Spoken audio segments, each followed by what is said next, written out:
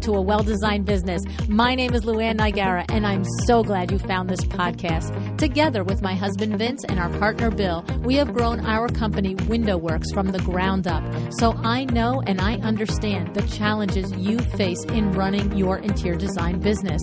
I also know that your talent alone isn't enough to ensure your success. So on this podcast, we talk about strategies and practical steps to help you grow your business. But make no mistake about it, we have our share of fun here too, mixed in with those aha moments that I love so much. This isn't fluff. Nobody has time for that.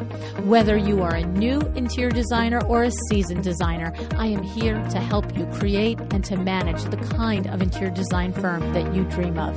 It's straight talk and it's action. Are you ready? Let's get started. Hi, welcome to A Well-Designed Business. It's Power Talk Friday, and I am here with Brittany Murphy of One Thing Marketing. One Thing Marketing focuses on trade and home service businesses like your interior design firm and helps them successfully optimize their websites and Google presence. We've talked a lot on the show about SEO over the years and how effective it is in getting you more leads in your business and helping you rank higher on Google.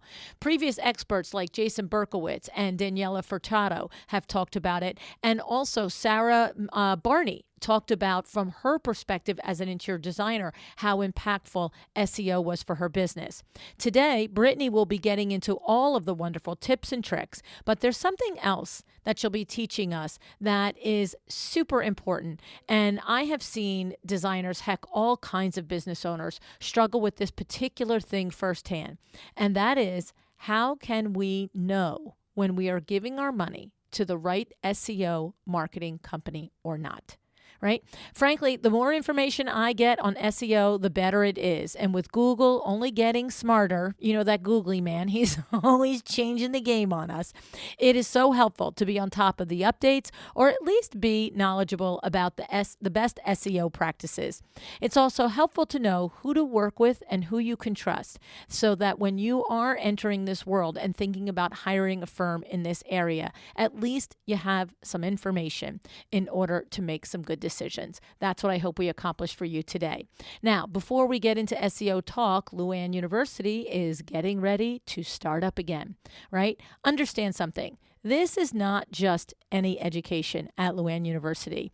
This is the education you cannot get at interior design schools or certification courses. No, this is the business side that you need for your interior design firm to be profitable. You already have the pretty locked down. I know that. Let me help you nail down the other side. Each department and each class is crafted to provide targeted, proven instruction in key areas for profit and growth, all specific to the interior design and window treatment industries. These are the things that you need to learn, but always wonder, how do I learn this? Where do I learn this? LuAnn University is it. Classes are going to begin May 1st, 2023, and registration will open in the very beginning of April 2023. You can go now, though, and scope out the classes that you think you might like to join. Go to LuAnnUniversity.com. Okay, now let's get into this really good conversation with Brittany.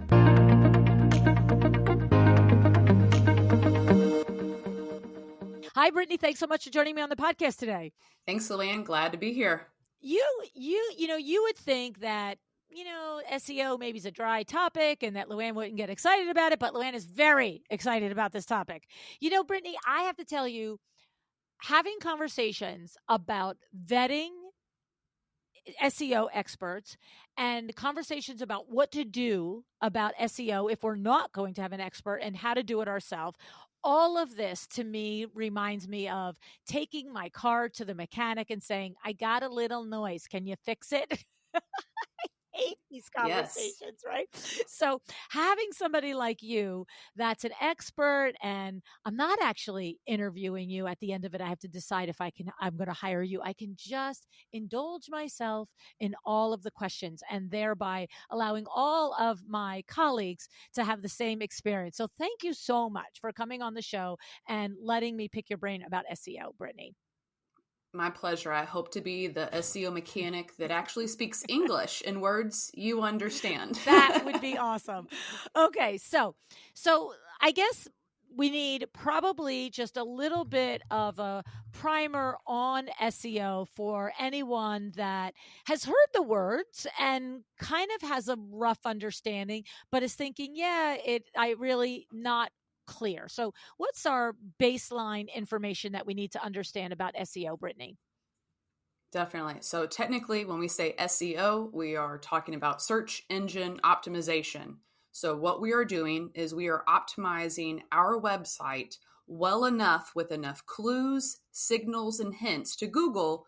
So, therefore, Google wants to rank us more relevant to keywords that we want to be found for.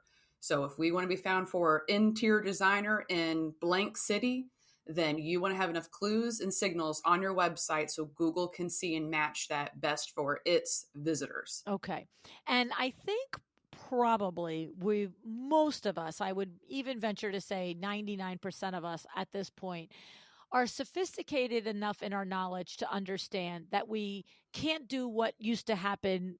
I don't even know if it's 10 years ago, 5 years ago, or 20 years ago, where people would just arbitrarily stack their website with words that point to them that didn't necessarily make sense. And now we all kind of know that the googly guy is smarter than that and he can spot that even though he's a machine, right? 100%. So that used to be called back in the day keyword stuffing. Okay.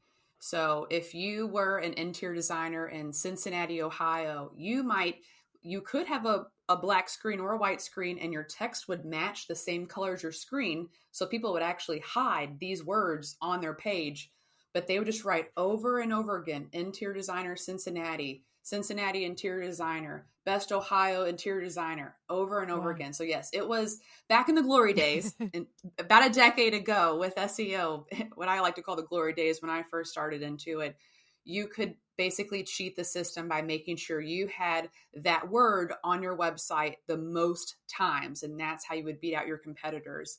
And it has 100% taken a turn, although the thought process is still the same.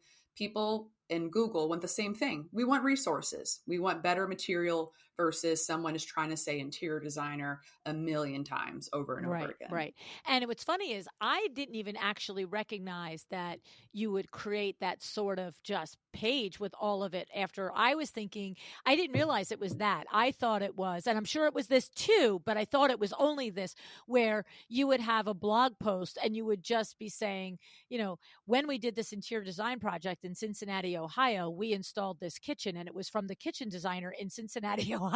Like it was in words on the site, but you just arbitrarily loaded it with words that are like nobody talks like that. Humans don't talk like that. So it's both happened though, right? Yes, and those are the articles I have seen as well. What I mentioned is when it got even dirtier, when people hid it. So they Yes. would actually use the same color font, text, and back into their website to hide that. Crazy. But yes, the blog post when Google said you can't hide text, they would make awful articles where they would repeat themselves. So yes, the end user and Google both hate that now. So Google has gotten a lot smarter over the years to prioritize resourceful and good articles from websites they Great, trust. great. And through SEO is where you build that Great. trust. Okay, and that actually is good for all of us in the end, right? Because 100%. okay. So here's the thing. I I want to say that I have a personal experience and my chairman of the board that's listening is going to know exactly who I'm talking about, where one of my chairman of the board clients worked with a quote unquote SEO expert marketing company, and I'm not going to disclose the amount of money that this firm invested over a 6-month period. And too late, it was discovered that really they have no business selling these services. Like it took me about 3 weeks to get off the ledge with my anger on it.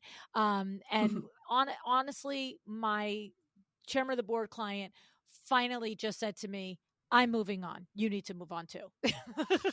like, you Yes. know, and because I saw stars at the lack of service, and when she was asking for updates along the way, um it was consistently told you'll get a report at the end. And it wasn't the focus of our coaching. It was just like, in the background there. And I felt a very strong regret that I didn't push it to the forefront. That, in the moment in time, it wasn't the fires that I was fighting with her. It was like, okay, and you're doing that over there. We've got SEO going. That's good. But what are we doing to create pipeline, your activities? And so I now really am very curious. What should we be looking at and asking for and expecting, either ground level if we're going to do some SEO ourselves, but more importantly, when we put our dollar bills behind somebody and invest in them, Brittany? I don't even know where to start. That's my problem. Well, it's a jam-packed question, so I'll kind of unpack that a few different ways for you. Because at the end of the day, what I joke about is I'm our marketing director. I'm also our salesperson. I'm the strategist who is looking into your industry, your city, what it would take to rank there, and create a strategy for you based on that. And I like to call myself an educator versus a salesperson because you sell air at times. SEO is sometimes such an intangible service. It's so hard to really put a pin in what you're giving them. So, like you said, what can I expect? There are things that an SEO company can and should do to kind of help give you some tangibleness to this magic, whatever you want to call it, that we're trying to do and create. So one thing I always talk about with anybody is whether you're using me or a marketer, a friend, anyone, the best thing you can do for your business is to track everything. If you are working with a marketing company, this should be a no-brainer for them. In certain situations, for example, our company, the first few months, we won't really have reporting just yet because we're trying to weed out all of the bad data. Who are people who've already been there? We have to make sure analytics are correct. Let's get countries out of your analytics that are not shopping most likely for you for interior design help. Let's make sure that the metrics we're getting to you monthly from Google are as correct as possible. So it's as many real people in your area typing in things that you should be showing up for. So, just as a salute to my other SEO friends is, SEO is not an overnight accomplishment and a task. So what I mean by that is SEO is not the diet pill. Unfortunately, SEO is going to be that diet and exercise that we all unfortunately know we have to be doing long-term for our health to gain all the benefits now and exponentially in the future when things can get even harder and more competitive on ourselves and on our bodies. There are things such as ads. Those are diet pills, and those are not a bad thing. It's definitely something you can utilize in your strategy. But because your SEO company cannot make things happen overnight, what you should expect is a list of goods of what they're going to be creating for you. So as I said previously, SEO is mainly the clues, hints, and signal on your website that tells Google what you should rank for. So ideally, the first thing you need to be seeing from your SEO company is what is going to be their strategy for creating content and adding that to your website. So, okay. So I guess all of that, I acknowledge and hear you. And I think what happens is the garden variety human doesn't necessarily understand the analytics and the data. And I think most of us business owners can understand the concept of that this is not a diet pill, this is a long-term strategy. And by the way, in that exact situation, that was exactly how it got to be 6 months before it was discovered that this company was doing absolutely nothing because, they kept saying, we're going to give you all the reports at the end of the thing and you're going to see the differences and it takes a long time. And I know this to be true. And so this is how we were literally quietly lulled into a bad situation. So my question is I get that we have to have a certain combination of trust in your process, but what are the markers? What are the things that you should be asking me or I should be asking you so that I know long before I've made a 5-figure investment over 6 months that you're doing your job and that it's working? Because in the first 3 to 4 months, I might not see it in the results in my website, right? Like in the traffic to my website is what I want to say. Correct. Yes. So when it comes down to that, I mean, so it kind of goes back to the answer of making sure your SEO marketing company has a strategy. So, for example, because things won't happen overnight, ideally, what my strategies come down to for most businesses. So, if you're uh, one location, have a few employees, most of those businesses already have a website and they already have some information, a gallery, a little bit on their website. When I audit their websites, the first thing I'm usually telling them that they need to incorporate to their website, and this goes hand in hand with what your SEO company should be doing, is breaking down each individual service you have and making sure that's optimized for the city that you're in. So, for example, if I was giving you a strategy, or if I was trying to make sure that I'm doing the best I can to help your business now that you're a client, you should be seeing that marketing company ask you every single detail about your business. And we focus on the trades and home services. So I understand a lot of businesses who have contractors come into a home and that's where they're getting their client. They're seeing what they're trying to do to their home, closing the business from there. Is that they need to have this pathway and kind of this information about it. So if your marketing company is not asking you every step of your process, like, let me play for 5 seconds as if I'm a 5-year-old. I want to understand every single thing about your business so I can write content that sells what you do and why you do it the way you do it. Okay. Um, Allude back to a previous podcast you did, LuAnn. We talked about it. Sandra Funk, she was on, and she talked all about expectations. And I love this. It spoke to my heart because expectations are a huge thing that your SEO company should be setting with you and you in return. If you're not telling your SEO company, here's what my goals are. I want to increase my call volume by 30%. I want 30% new business growth over my last year. That's kind of the information that we want to pull out of them. But again, even you kind of going through that and understanding it, it's better set up to understand what's going to best serve your client. And so that SEO company, again, if they're not understanding you and how to best serve your client, then that's the thing you can find out in the first month, that you are going to be seeing future red flags from this marketing company because they're not giving the care and the passion to understand what makes you unique and different. That's a huge aspect when it comes to content and marketing the business and marketing your website. Okay. So I guess we can wrap this up here with what I just heard.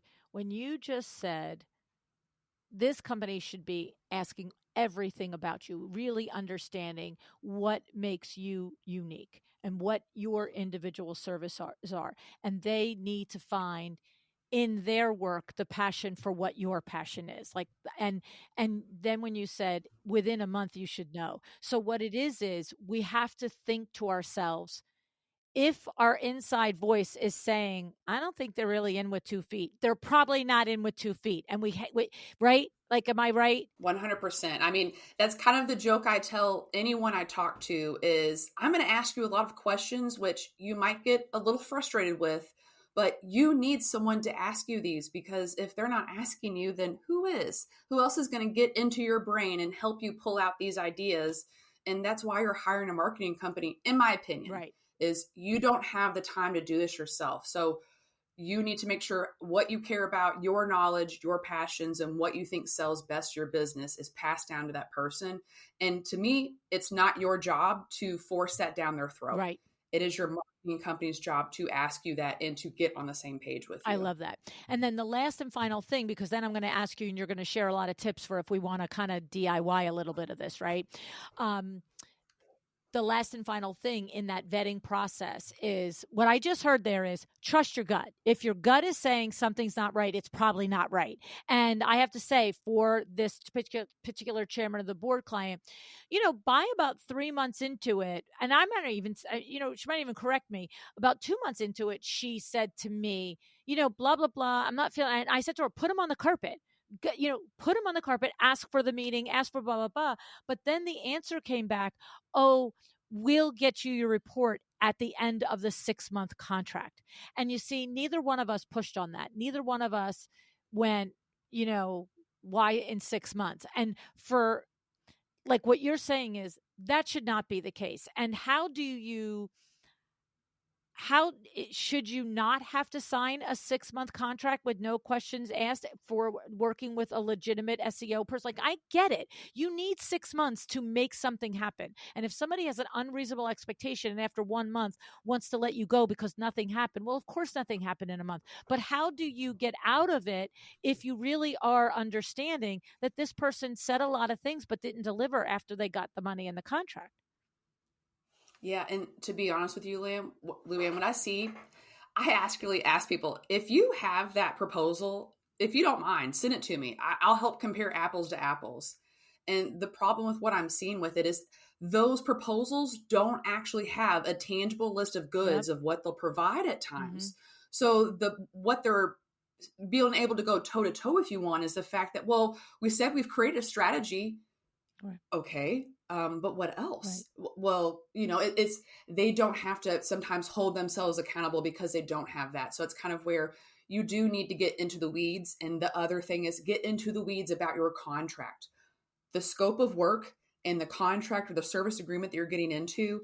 To answer the question previously, 6 months is our minimum size contract because it's the first package of Right. everything we need to be doing for you. And at the same time, we're basically free financing it into 6 equal payments. So because marketing companies do that to help businesses, that's kind of why we do try to lock in certain timeframes Right. with it. But what I see a lot of times is people come to me after 3, 4 months working with someone wanting a second opinion. And so all I have to ask them is, what was the scope of work of what they're going to do? When they said SEO, what did that Right. include? And they said, we have no idea. Right. And that's kind of where you're not asking enough questions to understand, what does that mean technically you're going to be doing? What are you going to be adding to my site or adding to other websites to help me get traffic? And also, by the terms of your contract, do I own everything I've paid you for at the end of it? That's the other huge, Mm. huge red flag that people are missing on contracts, LuAnn. Did that happen as well I with don't your? know. That didn't even come up. That's not even something I was that I recall if it came up. Yes, and that's one thing I've seen is, I don't like to throw anybody under the bus, but there are many different types of businesses when it comes to marketing and definitely SEO work. There are small boutiques, there are medium size, and there are also the huge national companies. For example, Yellow Pages has a new, or not new, it's been here for a few years, but they have their partner company Thrive, Mm. which is a digital version of Yellow Pages. And it's a great aspect, it's a low cost. However, anyone I talked to who had been using Thrive, if you don't read their contract correctly, the way it's written is you do not own anything at the end of it. So I've talked to people who spent $3,000 to $4,000 a month for 3 to 4 years. And at the Whoa. end of all of that, they do not own any of it. So we're having to recreate everything for them. And the cherry on top of it, when I give them that audit, they don't have any good content that actually helped them rank with SEO Whoa. because these are mainly cookie cutter plans. And that's why you can get them for so cheap. Whoa. And when So you talk about make sure you own whatever they create for you during the contract, you're talking about the blog posts that they create for you. Like, is that what landing pages? Like, what is that the type of deliverables that we have to confirm that we own at the end? yes. So any content they've written for your website, whether that be your service pages, your blog post, I've sometimes seen that any media, they call it any media that they add. So that could even be your pictures that you've submitted to them. They're not going to give, if you lose those files, just per se, they're not going to give you those original files or access to that to download them again. You could lose your portfolio Crazy. potentially if you don't save things well. But the worst part is your website. So your whole entire physical website could go away because they host it. And scarier than that is some companies like Thrive has done this before. They change the domain. So your .com or your .net website, they will change the name from yours to theirs. So they say they safeguard it while they're working with you. But what that does is at the end of your contract, they can say if you don't renew, they hold your domain hostage. Holy And cow. completely illegal in my opinion, but it has been done more times than I'd like to admit. We've had to help clients with that. And that's the snake oil, I would say, is in the marketing area. And that's why you got to ask these questions. If I'm not into the conversation as much you're into it as a business owner trying to invest good money into your business, that's your first red flag. And there's very excitable marketers, so don't confuse passion for excitement. Right. we have to know what we're talking about. And we need to ask enough questions to help you help us make sure we're doing a better job strategizing for you along the way. Well, you see, this is why I really appreciate your letting me do this, because what I have learned, Brittany, in doing this podcast all these years is that whether it's something like this where I'm aware of a particular actual known to me interior designer that has been duped by, in this case, an SEO company, that what I've learned is whether it's that or a designer that reaches out to me and says, "Oh my God, what Sandra Funk said last week blew my mind. And I just all of a sudden I'm charging what I'm worth," right? Like, it doesn't Yeah. matter what it is. If one person tells it to me, there's always 50 other people that it happened to or for or with, positive or negative. And so I really appreciate your letting me go down that road, because for anybody that has had a bad experience with an SEO company, we just, like I said, it really is like the car to me. It's like I bring you in the car and I've got a little noise, and the noise sounds like it's coming in the front. And all of a sudden I come back and you're like, you needed 4 tires and you needed, a drivetrain. I'm like, are you kidding me? Like, what? Right. And so Yes. we need some of this information, some of these questions, and some of these things to understand what are reasonable to expect. And what's funny too is to go back to the part where you were like, you'll know if they're not right. It's kind of like when we interview, for our industry, we're creatives, we don't love numbers so much, it's not fun. And so when you interview CPAs and bookkeepers and stuff, you know I've been imploring my designers, if they don't feel like the person is coming back and meeting you where you are and answering you sincerely and not talking to you in jargon, then move on. Find another finance person to help you understand your business, because just because you can't do algebra doesn't mean you're not brilliant, and you can understand the finances of your business if someone will take the time to help you understand how it all connects. And I feel like you just said the same thing with this. And I don't know that I thought about it that way before. I'm very lucky. You know what? I have trusted people around me that have been with me for decades. And so this is not something that I have a direct problem with. But I don't think I ever thought of it that way. Like, if you're interviewing an SEO company and you feel like you're at a disadvantage and you feel like you're not understanding the language, then guess what? Don't hire them, because it's their job to make sure you do get it, right? Yeah. Yes. And explaining versus selling, Yeah. just as you do for your business. Yeah. You know that when you're in a client's home, you have to explain your thought process, how things will work, and you make them feel more comfortable. Versus there are those marketing people that just come in so snappy, they're selling, and you actually don't find out any information. You feel like you came with those questions and you didn't get those answers.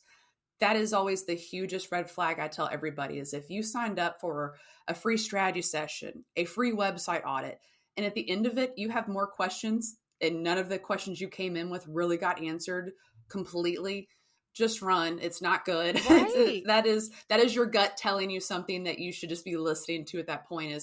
And just as you know from your own selling position, is if you can't explain and show value, then you're probably not able to. Right. So, and you do, that's why you grow as a business. So these other companies, if they stick to some of those tactics, which they have, it's marketing.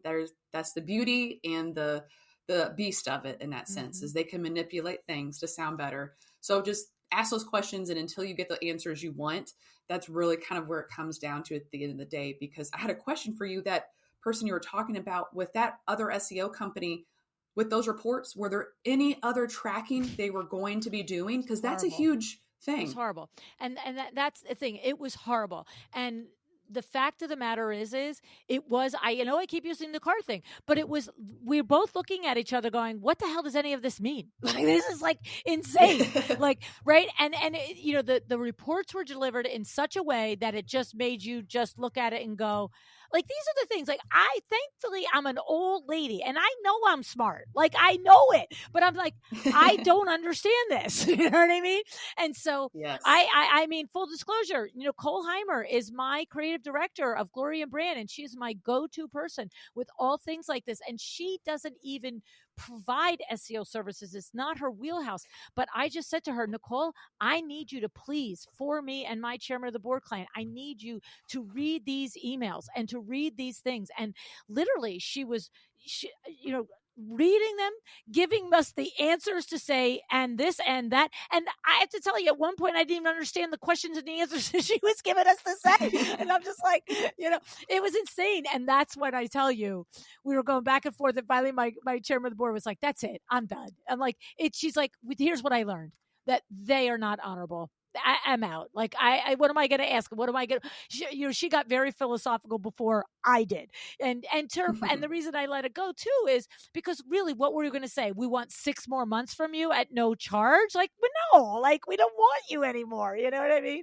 So, but anyway, it's crazy. So I appreciate it. And for anybody that's ever been in this situation, hopefully some of the questions that I asked and some of the answers that Brittany gave us will help you feel a little bit better, on better footing, if you've got to go back and try and find these services for your company. So and from that bad experience, everyone listening, the question you ask your marketing company or the one you're going to hire is, how are you going to track your success?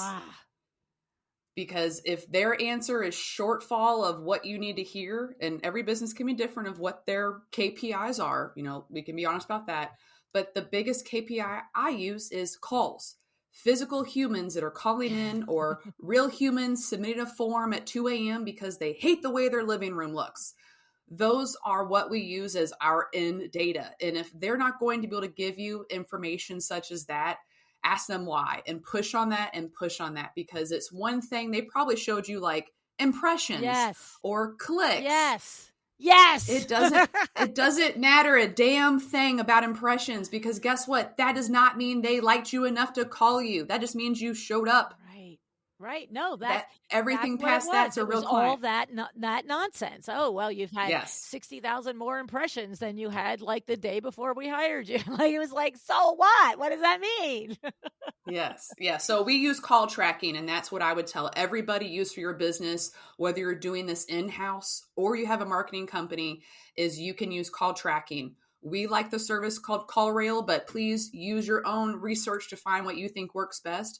But that can actually tell you where people are calling from. So your marketing company should have a unique phone number for calls that come from your website because they found you through SEO. There should be a phone number for your Google My Business listing. Did they find you in the maps?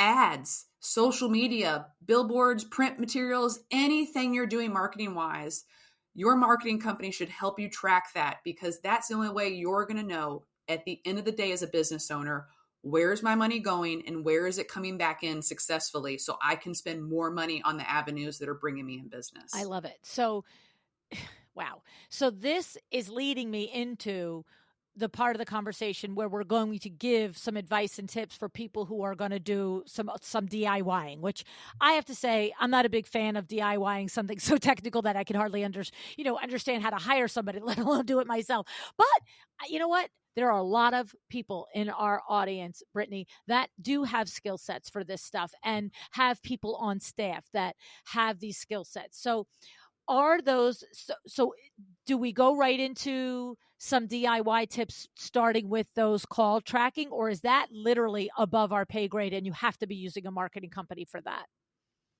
You do not need a marketing company for that. So anyone could go.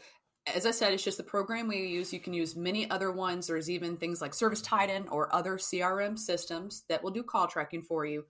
But if you use ours, just go to callrail.com and you just open an account up, and then you just create phone numbers from there. So anybody can start that process. If you want to save money, the process you can start 5 minutes ago is whoever answers the phone for your business has a notepad next to them and is doing a brilliant job asking every caller or every person who contacts them via email, how did you hear about us? Yep. The old school way of doing it, but guess what? There's nothing wrong with that, because it still is very effective. Because one thing I like to be honest about is, call tracking, you take everything with a grain of salt. Nothing's perfect. Right.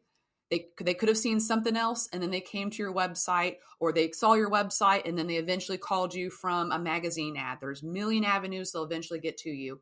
But I love if you can ask them in person, how did you hear about me? Because they might say something that you want to dive in just a little bit more about, because you'd be surprised how much more information you can get for your own marketing and your own SEO if you just ask a few questions to your prospects when they call you.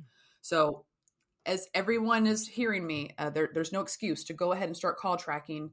5 minutes ago, and you heard me say, you can go ahead and start asking all of your callers to write that down. Yeah, we do that at WindowWorks. And the thing about it is when we, like, if I'm answering the phone and I say, how did you hear about us? If someone says, I Googled you or internet, I do the follow-up question. And I said, do you recall what you Googled? Right? Because, searching awnings in Livingston is different than searching retractable awnings near me, which is different than searching, patio covers in North Jersey. Like, they're all valid searchable things, but we want to learn what is the couple of ones that keep coming up, right, Brittany? LuAnn, I could kiss you. You made me so happy with what you just said, because yes, that's why you want that conversation, is you can ask that follow-up. What did they search to find you? And given not everyone might know perfectly, but sometimes they might still have their screen up from where they typed the phone number in, so they can tell you. Those are the clues you use in-house to make your own content or to give to your marketing company, because those, most likely what it was is a keyword variation. So interior designer, blank city, they just went ahead and put all those words in, or they actually asked a question. How much does an interior designer cost? And you had a blog post on your website, so you can actually relay this back. I mean, analytics can do this for you, but I love real-time analytics, which means you're talking to that human and they're telling you, hey, I found this. It looks like I fit into your budget with what I'm looking to do. Can I set up a consultation with someone? Wow, what a warm lead that could be if you actually have that information and you ask those questions. It helps guide that conversation even further. Love it. So that's the number one tip, is to start with literally doing your own market research with every single, and it's funny because I will, somebody will ask me a question on WindowWorks after the fact. Oh, we have this appointment set up for so-and-so and blah, blah, blah, and I'll say, oh, how did they hear about us? And it breaks my heart when I hear, oh, I'm not sure. And I'm just like, I'm sorry, we drill this in. And I say, okay, so the next time you speak to them, you've got to ask them. Like, that information has to make it to our CRM. Like, this is a non-negotiable. It has to get there, So, yes. Okay. So that's one thing that we can actionably do as business owners. Are there a couple of other things that we can do on our own to, improve our SEO ranking? Yes. So the step you're going to do after that, and again, let's just say step 1B, step A is asking how they got to you and follow-up questions with it. But step B of that first step would be to write down any questions they asked you while on that first call to set up the consultation or any type of next follow-up you have with them. What you're going to be doing is you're going to notice that trend of common FAQs you're getting from all of the prospects who are calling you. And you are writing all those down. And every time it gets asked again, you're just going to put a tally next to it.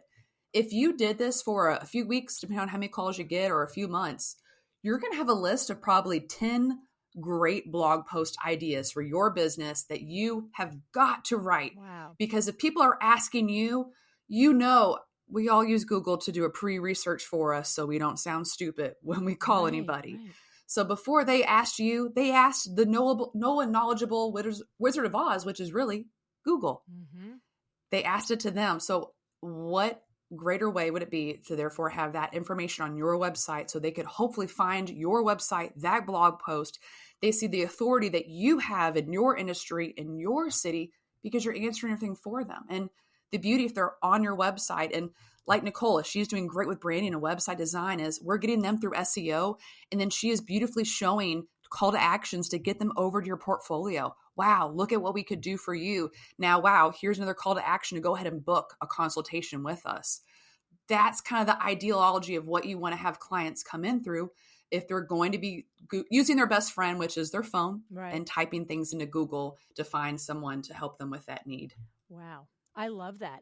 You know what? I love that. So what we're saying is, when designers are doing their discovery calls, right? So it could be just the inquiry call. Most people are probably getting their inquiries through their website, but there are firms that have somebody set up a live person to answer the phone.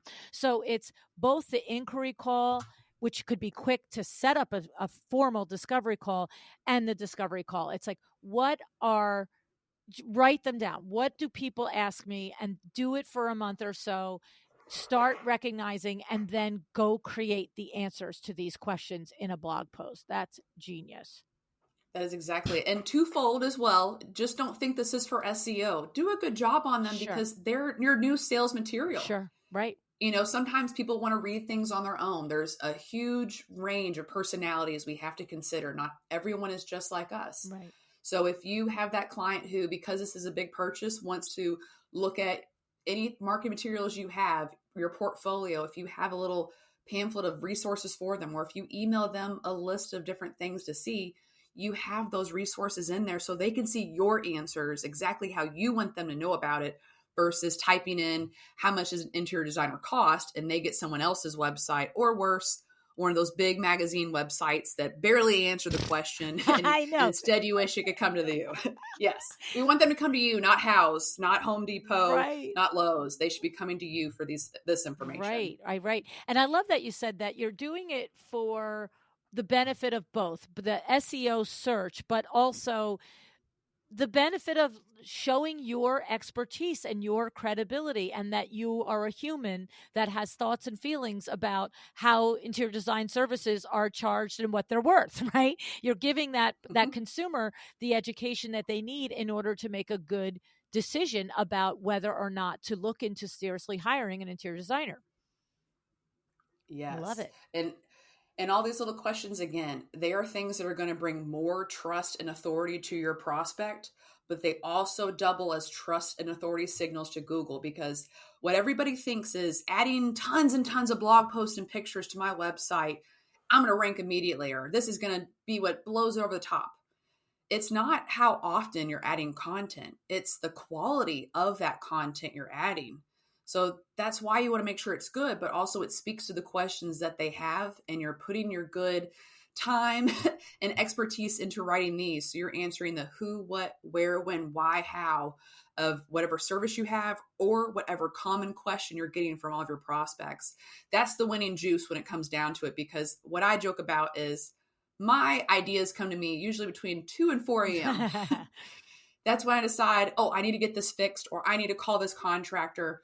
And so I do a Google search because no one's open, and what I find from that Google search leads me into that website, which leads me into their portfolio, which leads me into their contact form, which leads me into giving my information to them and expecting a phone call the next day or a follow-up very soon. Mm-hmm. And now it's off my list and I can fall back asleep. Mm-hmm. So think there are people doing that. So make it as easy for them as possible with not just your website design, but the great content you're providing them where they read it at 2 a.m. and they go, these people know what they're talking about. Right. I'll go ahead and reach out. Right. That's the goal. Right.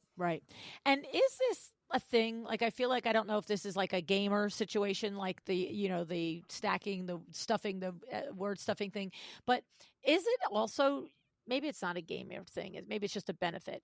Like, if somebody comes to you by whatever, like they come to you because they ran into a cafe or whatever, but now you're having a conversation with them, and the conversation comes around the fees, and you're explaining how design fees work, and maybe they're not quite getting it, or you just feel like, you know what, I'll tell you what, I explained it all to you, and I'm also, maybe the person has to explain it to their partner or something. I'm going to give you a link to a blog post that I wrote about it, so that when you sit down with your partner, you'll have in front of you the different things that we just discussed today.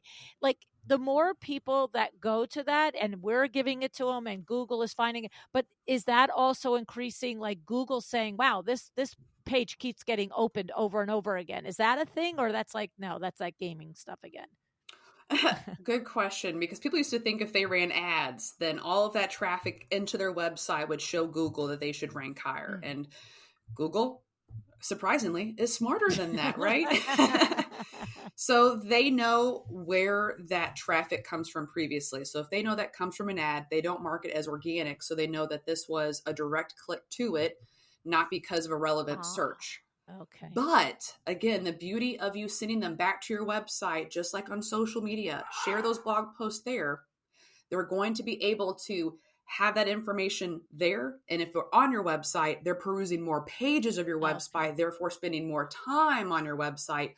Those are all factors that can kind of slowly help it. But that's not the main juice. Right, but right, yes, it's always good to get them back. Right. Back to you. Okay, I get it. That makes sense because, yes, the bounce rate and all of those. Yeah, know enough to be dangerous. Okay, all right. So Exactly. that's really good. So we have the 1A step and then the 1B step. Are there any a couple of other steps that we need to think about if we're doing this ourselves? Yes. So step 3 would be to focus on your local search. And this comes a little bit more offside of just your website. Local search, when I talk about it, LuAnn, is when people type in interior designer near me on Google, that little map pops up with about 3 businesses, name, address, phone number, and their reviews. A lot of businesses in the home service arena will get 60 to 70% of their callers from that map pack area. So that is a huge third step to make sure that you're optimizing yourself, and that really makes sure that you have a Google My Business listing. So I'm sure you created yours for your business the minute you could years ago, correct? Right. Yes. Oh, yeah. We have it. Yes. And so that's what every business needs to do. I would say most probably have that done. So really what it comes down to, when you're ranking in that map area, the first ranking factor is proximity. So you have to make sure you have a Google listing. And ideally, if you can, make sure that it's an office so you can actually have your address listed. And the reason I say that is for the last few years, you could always hide your address if you had a home office and you would just select a service area of where you work. That's fine. This past September, Google had a service area bug. And so what that meant is a few of our clients who instead wanted to select a service area versus their office address, their GMB disappeared. Oh. Just gone, vanished. We did everything, and it happened to multiple clients. And when we got all the answers from Google, every response was, sorry, it was a bug. No, I mean, crazy. I mean, we're the ones sweating bullets because we know what that means for our clients when these go off. Right. And, Google was, I guess, nice enough to send out a press release to users kind of stating that this is what happened.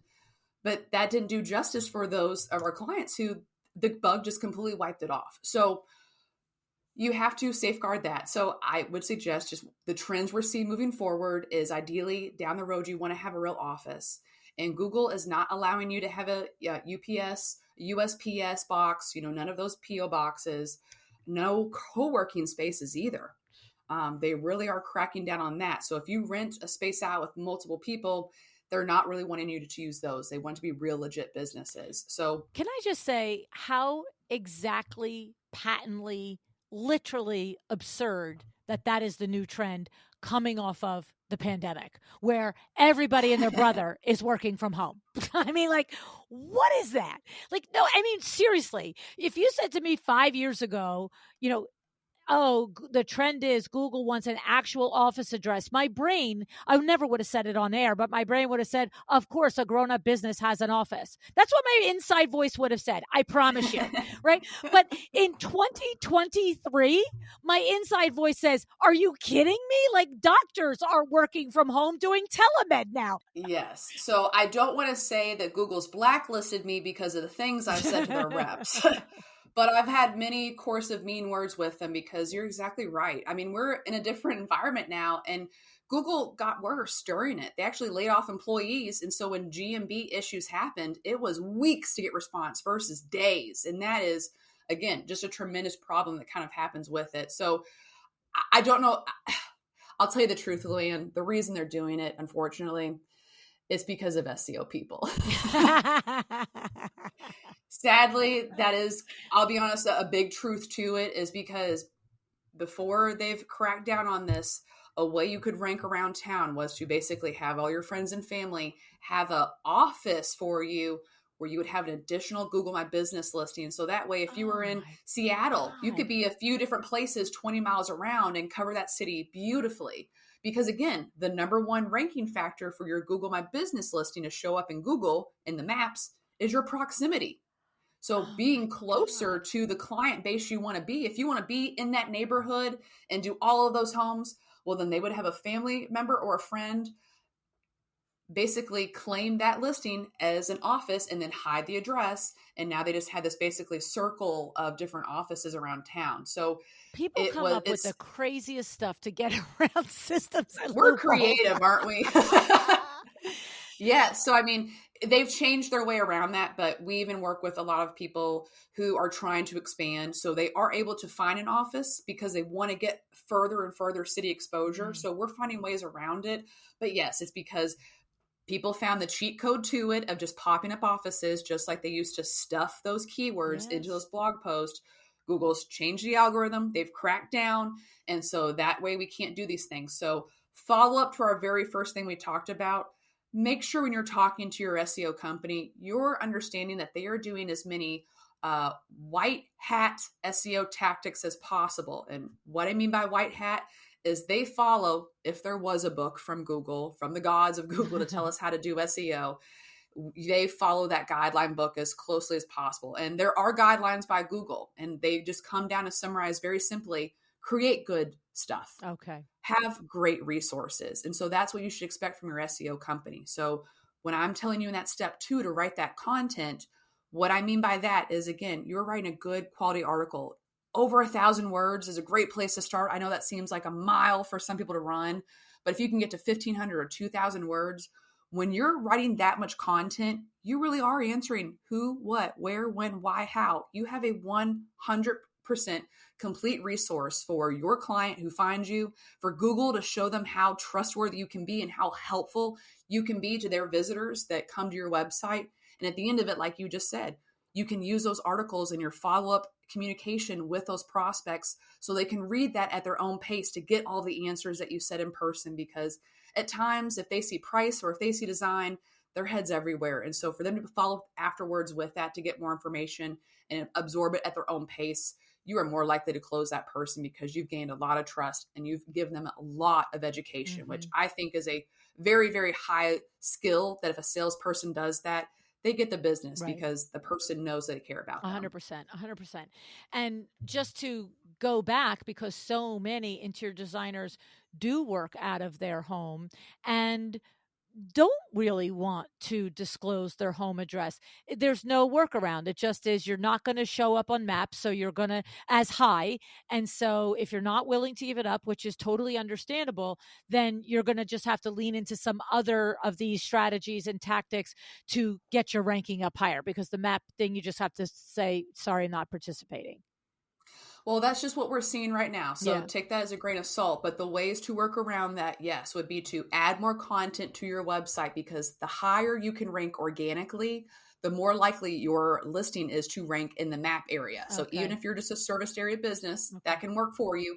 And then secondly, I think we all know this and people are going to roll their eyes because it's the worst thing we have to do, but you've got to push to get those reviews, because that Yes. is gaining as a 3 to 5% ranking factor every year I've seen for the past 5 or so. So I know that's very small. That's a margin that's inflation's, squashing. But over time, that what that means is if you start today or you started 3 years ago to get those reviews slowly and consistently, you are going to have a better track record than your competitors each year moving forward, because you have a good strategy behind your back to help you rank locally as much as possible. Yeah. That is, another tactic, right? Is like really having an intentional process for getting the reviews. I have to say it's so funny because, we've known forever you have to get the reviews, and until JC, my son-in-law, joined WindowWorks, and now he's the majority owner of WindowWorks. He was always like, "Well, do we ask for reviews?" And we're like, "Oh yeah, whatever." Oh yeah, we ask for reviews. Who doesn't, right? But we literally, at his insistence, made it an actual formal part of our process. And part of our Monday morning autopsy meeting is, and as we discuss every single project that first we discuss every project that has an ongoing deficiency or problem. That's the first. Then we discuss every project that was completed the week before. And then we discuss every project that's scheduled for installation the coming week. And at the end of every conversation about every individual customer is Google review. And, we all Google review. And so it's like, you're like getting the installer. Like, so we look at the installer and he's like, yeah, they're really happy at the end of that, blah, blah, blah. We're like, well, maybe wait till we finish and we deliver, the blah, blah, blah. Or, and we just do a little like, and then it's like, well, this is like the fourth job we've done. And so then if it's the fourth job, then Joanna, who's in charge of, executing the next step, which is sending the email with the link to the Google review, asking for the Google review. What happens is we'll be like, well, this is like the fourth or fifth project. And so now Joanna has to go on Google and see if they reviewed us. And if they didn't, then we ask them again. You know what I mean? So, yep. But because of that, what's funny, and the reason I share that story is because this is an intentional process that we do every single Monday. Probably at least 20 customers of ours we're asking that specific question every week. Google review, yes or no? And with that type of intentionality, and then sending, maybe of the 20, we're saying 17, we're going to ask for the Google review, right? With that type of intentionality, I mean, you would think we have 500 reviews, and I don't remember what it is. Maybe it's 25, maybe it's 35, but it's not 500. And we've been doing this for about 2 years this way, this process driven. And so it's no joke when somebody, and I find that when you have interviews like this or panel discussions like this, and people like yourself who are expert, and they say, ask for Google reviews, so many business owners goes, oh yeah, I know that, I do that. And it's like, well, but do you though? Do you really do it? Yeah. And the other side of it too is they may be doing a good job asking for reviews, but they're using a platform that doesn't connect with their Google My Business. So those reviews are going to Facebook, which isn't bad. Right. They're going to House. That's not bad. These places, yes, you need to have some representation of some reviews on. But the main focus you should send 75% of your reviews to, if you don't want to only 100% focus on Google, is Google, because that's going to rank you. Unfortunately, House will not rank you well on Google because you have more reviews there. Right. So if we know that majority of people are going to go to Google as their search engine before they go to House, let's already show up there. I mean, that's kind of the fun part of where SEO gets in a little bit into the branding of, let's make sure you're seen as many times as possible. So yes, I joke that impressions are not a number that we care about too much, but they are a metric we want to measure because we want to make sure you're showing up. That's a pre-metric for us to get to that end call with it.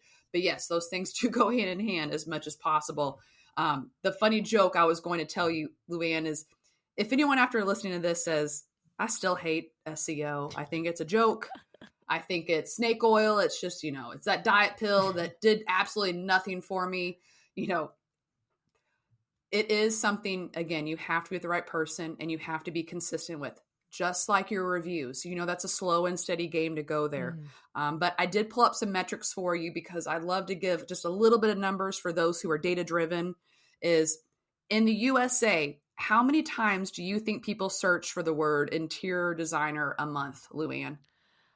Well, I'm going to take a wild guess. 150,000 times. Okay, well, that's a lot. But 23,000 times a month. That's still a lot. That's a lot. In the US alone, yes, people are typing that in. In Canada, it's only 2.3 thousand. So it's a tenth in Canada is what we're getting searched here in the US for interior designers. Wow.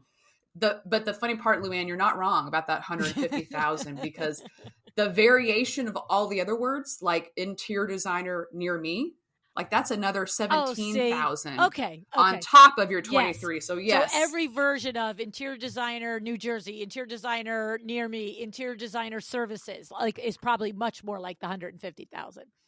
Yes, if not 200,000 to 500,000, Yes. because they all do kind of add up over time. So Yeah. that's where what I want to be honest about is you're not going to rank for a word with 23,000 searches a month Exactly. immediately, guys. So when you come to think about your SEO game plans, sit down after you finish work, or if this is the 4 p.m. meeting with the people you trust to make your marketing game plan, open a bottle of wine, because this is just something that's going to take a little bit of time to think about. And you just need to stay calm and relaxed, because it's not going to happen overnight, but it's what's going to exponentially build the business in a very organic way that you can sustain over time and scale with. So that's kind of the beauty of this. When you ask yourself these questions, and if you want to take this in-house, is you can kind of really figure out those things, but go after the easier things. Don't go after interior designer alone. Go after interior designer New Jersey, and then the subsidy of that. Don't go too far into the towns, because if it only has 1,000 population, people might not be typing that in. Mm-hmm. But don't stop yourself there. If you say, hey, the town next door to me, like, there's quite a few nice homes in it, I wouldn't mind it. Only about a 5,000% population, but no one else is putting any content in that area. And when I'm in that neighborhood and I search for an interior designer, the closest guy is 20 miles away. Right. Wow, I could probably make an impact over here. Like, those are the things. So that's why I kind of tell people, if you drive around town a lot for different jobs, is search while you're around town. You'll see who's showing up, again, based off proximity, and then based off how well their marketing is, because that's the number 2 factor I've been holding from you. The way to rank in maps is first by proximity. Secondly, by how well your website is optimized and how well you show up in that organic section. So you might notice some of the same competitors showing up in that organic section over and over again. That's who's going to tell you that's who is your competition. Look at their website. What's on their website? What blog posts do they have? What are they writing? You don't have to reinvent the wheel. You can kind of steal the idea of it and just make it work better for yourself. Right. I always call it's like the 5th grade plagiarism, right? It's like, right. Exactly. I mean, the thing is, and I don't mean like taking the same thing, but the idea is there's very little that's new in anything. It's what's new is your point of view on it, right? And so what I have often learned is if I see any article, whatever it is, it could be written on, business practices, it could be written on systems, it could be written on, window treatment or whatever. Usually I'll be reading it. If it's something that is close to my wheelhouse of base knowledge, which is what we're talking about if you're looking at different content written on other websites for interior design, you're not going to agree with the whole thing. You're not going to agree. And so when I say 5th grade plagiarism, to your point, it's maybe the article is about, 10 tips or 5 tips to design, a galley kitchen for New York City, right? What's the Mm-hmm. chances? Like my friend Denise is expert at this. Denise Pugh, she's expert at making luxurious features and amenities in these very small kitchens in New York City. And I marvel at every time how she gets these things in there. And guaranteed, if she came across an article like that, she's not going to agree with everything. So when you say, kind of look at what other people are doing, we're not saying copying it. We're saying there's an idea of something that's ranking that people are interested in, but then put your point of view on it, right, Brittany? Yeah, you have to make it your own, and you have to make it unique. That is something that Right. Google is looking for. And the fun part about it is you do want to make it unique, because if they checked out that competitor's page because they typed in that question and both you and them rank for that word, if they like their article better because it seems like it has more personality or more info, you're going to lose out. Right. So yes, that's why you want to do the 5th grade copy, but you want to look at it as your 6th grade person looking down and making it just 1 grade better. Yeah. You don't have to blow everything out of the ballpark. I've seen great articles that have taken people 20 hours to make, 50 hours to make.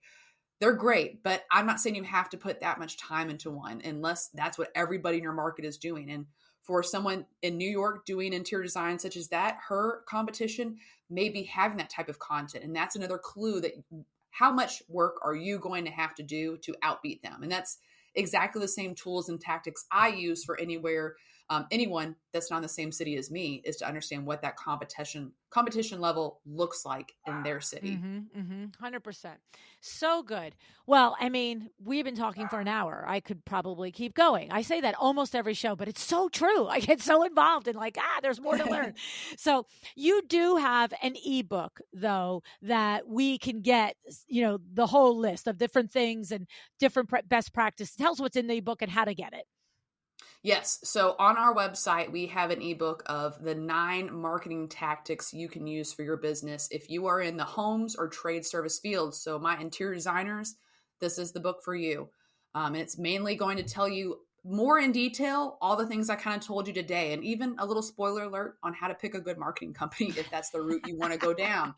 So it should probably mimic a lot of the things we talked about today, but it's just going to kind of give you more detail and more examples so you can kind of best understand what's a good FAQ I need to write a blog post about for my business. So it's just a free download. And for those of you who hate reading, know you already don't want to do this stuff, there is a free strategy session as well. So if you'd kind of like to bypass this and I'll do an audit for you, give you some of the same tips and a little bit more customized for your city and area, you can also schedule a free strategy session with me, and I'd be happy to kind of give you some of those answers. And just so you know, we are very selective. We're not a huge national company, so we only work with a select few, but I love to talk to anybody that wants a second opinion or needs help or just is curious. So if this is something where you want to DIY for it, please still schedule a strategy session. I would love to make sure at least the tips that you got from today are in the right order on how you're going to execute them in-house. That's awesome. That's awesome. Thank you so much. And what website do we go to get that, Brittany? You will be going to onethingmarketing.net. And that's all spelled out. So it's right on our homepage for the ebook download or for the strategy session. Love it. Love it. Love it. Oh my goodness. Thank you. I really appreciate you. You really, truly, kindly sharing the expertise and all of the things. It's such an important element of our business, and it's tough to get and tough to understand, and it's a lot of money and all the things. So I really appreciate your very candid, practical approach to helping us walk through it. Brittany, thanks so much for being with us today. It was my pleasure to hopefully make people understand SEO can be sexy again.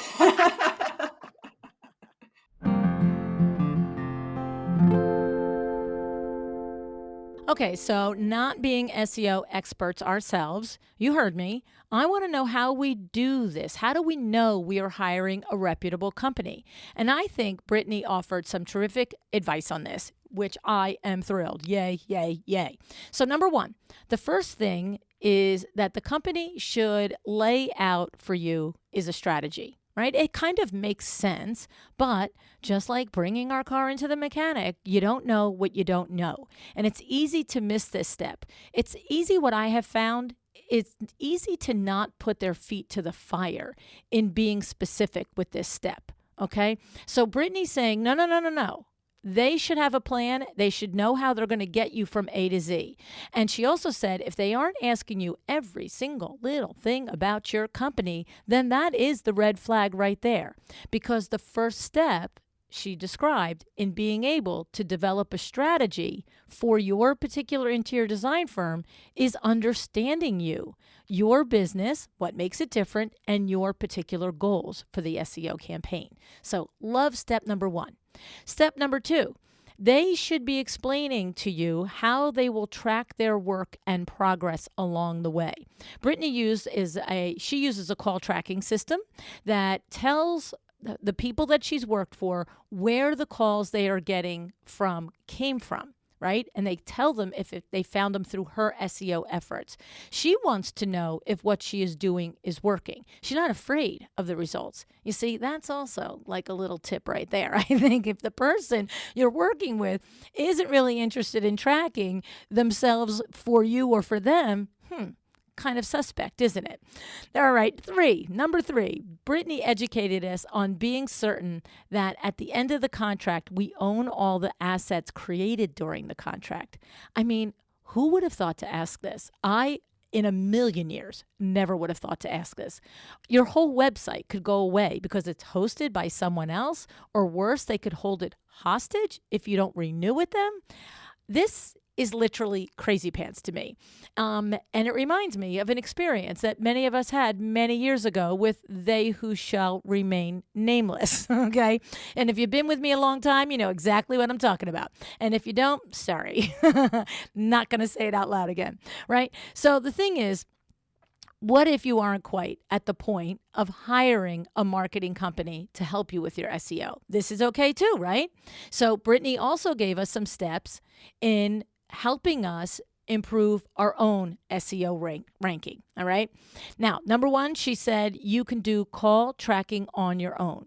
Well, I have to say, I hope that you're saying to yourself, of course we do call tracking on our own, right? Not just once in a while, every time. Every single time I have a conversation with somebody, whether it's at WindowWorks, it's at Exciting Windows, or LuAnn Nigara Inc., at some point I'm going to say to you, how did you hear about us, right? Because you want to take this information, capture it, put it in your CRM, put it in a spreadsheet, put it in a notebook if that's all you have at this point, okay? Because there are a million different ways someone could find you. And if it was through an internet search, then I always follow up with the question, what did you actually type into Google? Most people will answer you. Some people will dance and say, oh my goodness, I'm not sure. And then you don't make them crazy and hold them hostage until they try and remember. But most people will answer, okay? And then the thing is, what Brittany explained is that you will use this information to craft your content, right? And I also know we use this information in our businesses to create our marketing plan each year. Because if we're investing in a certain revenue, certain area of marketing, and we don't see the return on investment, well, we kind of don't do it again the next year. So if you're not tracking your own leads coming in, how did somebody hear about you, and capturing that information, then it's going to be very difficult to craft a marketing budget. All right. Now, number 2, for DIYing it, Brittany advises us to write down the questions that clients seem to ask over and over. All right. I will tell you that these are often things in our businesses that seem simple to us, that we don't even think of, that we don't.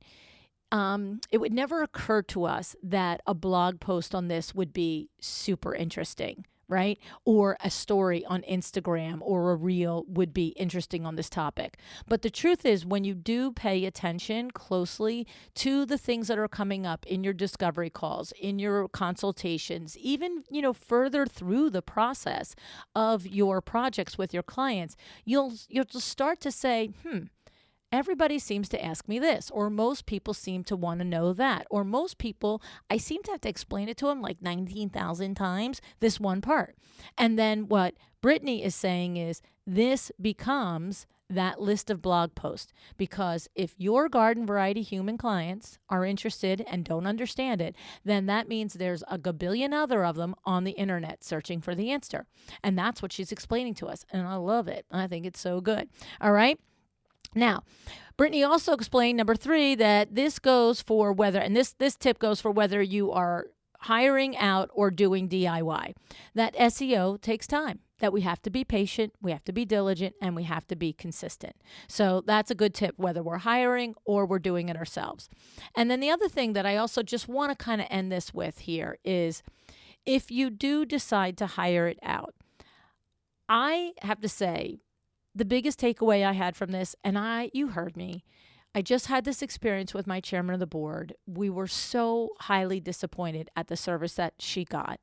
And I really wanted to get to a very clear way so that she never makes this mistake again, I don't make this mistake again, and none of you do. But you know what I think I heard the loudest and clearest when I was asking Brittany, how do we know basically if somebody is reputable?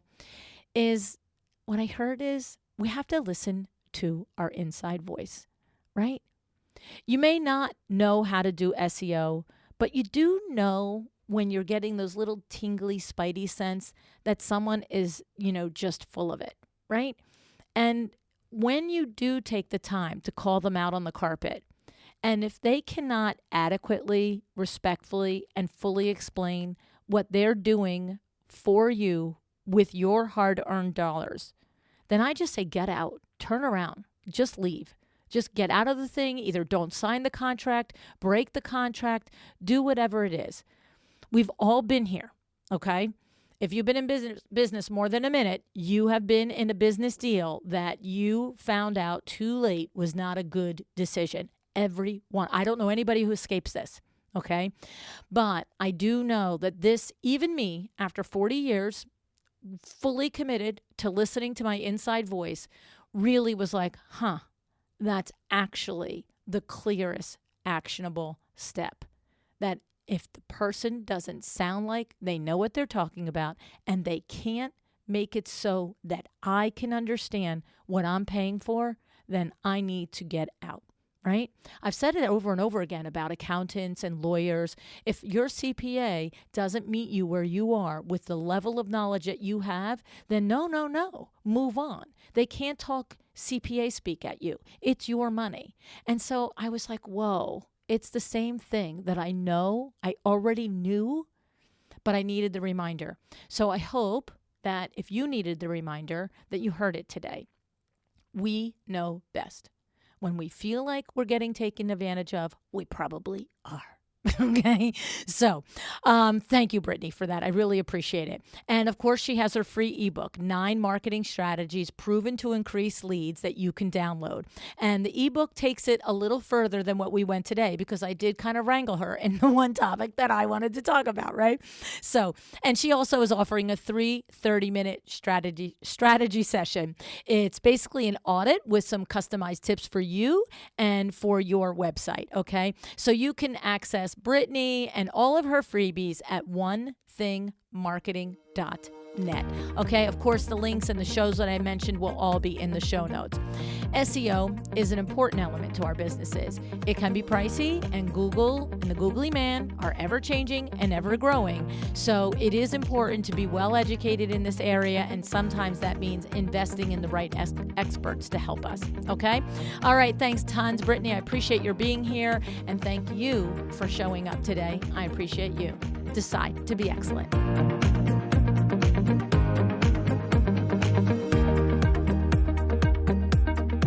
Thank you for joining me today. This podcast is a production of LuAnn Nigara, Inc. If you want to know more about me, my books, or LuAnn University, go to LuAnnNigara.com. And if you are interested in having WindowWorks help you with your next window treatment or awning project in the New York, New Jersey metro area, go to WindowWorksNJ.com to learn more. Have an excellent day.